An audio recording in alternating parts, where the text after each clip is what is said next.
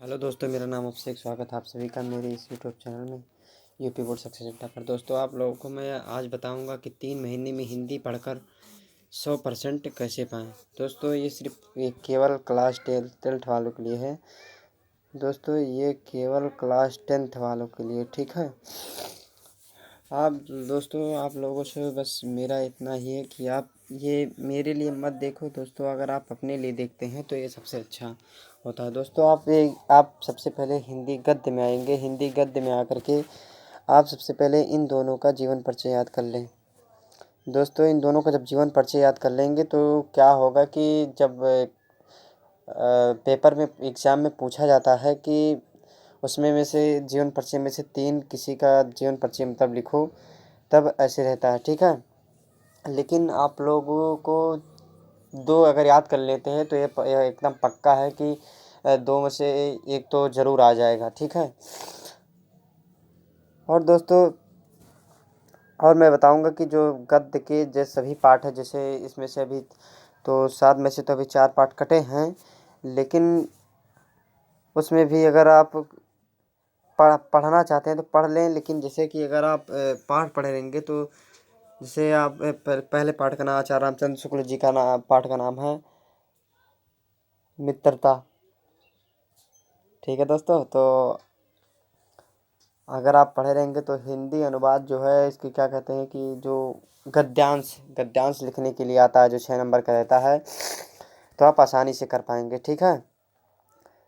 और मैं आपको और बता दूं कि आप इसमें आचार्य रामचंद्र शुक्ल का जीवन परिचय, फिर जयशंकर प्रसाद का जीवन परिचय याद कर लें। हिंदी काव्य में आप सूरदास जी का जीवन परिचय और तुलसीदास जी का जीवन परिचय, ठीक है।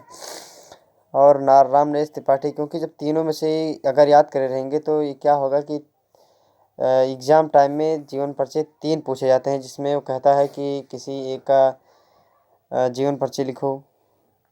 तो आप जब तीनों लोग का याद करे रहेंगे तो तीनों में से मतलब एक का जो आपको सबसे अच्छा प्रिय रहेगा, तो अगर एग्ज़ाम में पूछा जाएगा तो वही आप लिख देंगे। और संस्कृत में आइएगा कि इसमें यह है कि आप जैसे वाराणसी नामक पाठ है, फिर अनेक पाठ है जिसमें आपको हिंदी अनुवाद पढ़ना है, ठीक है।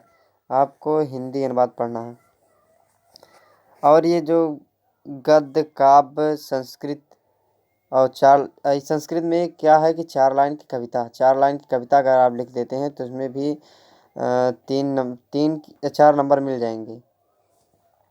4 नंबर मिलने के बाद आप सबसे पहले व्याकरण को तैयार करें। व्याकरण जिसमें जैसे उपसर्ग आता है, प्रत्यय आता है, तत्सम आता है, पर्यायवाची आता है, और समास आता है, संधि आता है, शब्द रूप, धातु रूप, निबंध रस।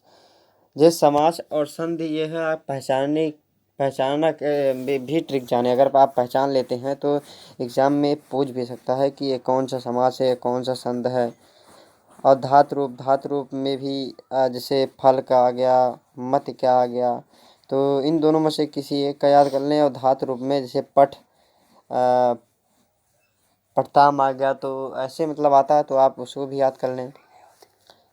दोस्तों, आप निबंध भी आप अच्छी तरीक़ा से लिखने के लिए तैयार रहिए, क्योंकि जो निबंध रहता है, निबंध भी 6 नंबर का आता है। 6 नंबर का इसमें क्या होगा कि जब 6 नंबर आप लिख लेंगे तो आपका जो नंबर रहेगा आप कट नहीं पाएगा, ठीक है। आप तो जैसे पहले हिंदी गद्य में आप सभी चैप्टर पढ़ लें। जैसे रामचंद्र शुक्ल का है ममता, जयशंकर प्रसाद का है मित्रता। ऐसे जो भी इसमें 3-4 चैप्टर हैं उसको आप हिंदी में पढ़ लें, क्योंकि आप अगर पढ़े रहेंगे तो क्या होगा कि जब हिंदी गद्यांश लिखने को आता है, जो 6 नंबर का रहता है, संदर्भ और व्याख्या, और फिर एक जो प्रश्न उत्तर रहता है, ये लिखने के लिए आता है, तो आप जब पढ़े रहेंगे तो इससे पहचान सकते हैं, ठीक है। आप हिंदी काव्य में भी सभी के पाठ, जैसे सूरदास पद है, तुलसीदास है, वन पथ पर, राम नरेश त्रिपाठी जी स्वादेश प्रेम, ऐसे मतलब बहुत से चैप्टर है। इसको भी आप ध्यान से पढ़ लें, क्योंकि इसमें भी लिखने के लिए आता है। और दोस्तों, मैं बता दूं कि उपसर्ग जो है 3 नंबर का आता है। उपसर्ग ये 3 नंबर का आता है। और प्रत्यय 2 नंबर का आता है। ऐसे जब एक दो नंबर के लिए आप पढ़ते रहेंगे तो आपका ये हो सकता है कि आप 100 में 100 ले आए, क्योंकि जो 1-2 नंबर के लिए जो पढ़ता है वो 100 में 100 ला सकता है, क्योंकि जो 6 नंबर के लिए पढ़ता है वो नहीं ला सकता है। ठीक है। और तत्सम भी हो गया, 2 नंबर का आता है। पर्यायवाची 2 नंबर का।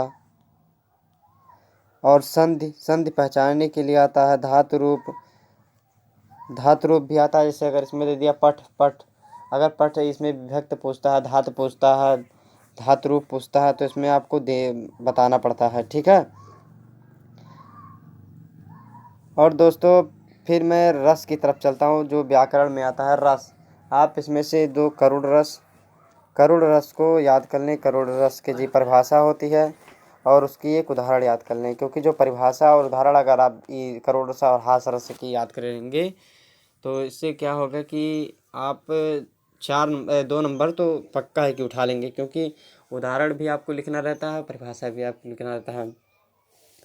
और छंद, छंद में सोरठा, दोहा, सोरठा का भी एक उदाहरण याद कर लें और सोरठा का परिभाषा याद कर लें। दोहा का भी एक परिभाषा याद कर लें और फिर एक उदाहरण याद कर लें।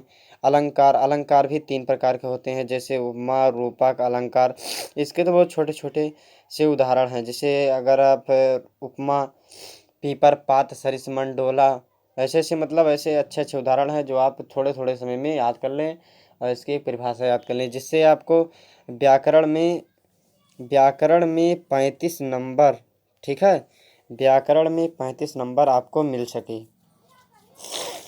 दोस्तों व्याकरण में आपको अच्छी खासी ज्ञान होना चाहिए, क्योंकि जिसमें हिंदी से संस्कृत में अनुवाद आता है। और ये सब पढ़कर आप 100 में 100 ला सकते हैं। दोस्तों आप अच्छे खासे पढ़िए।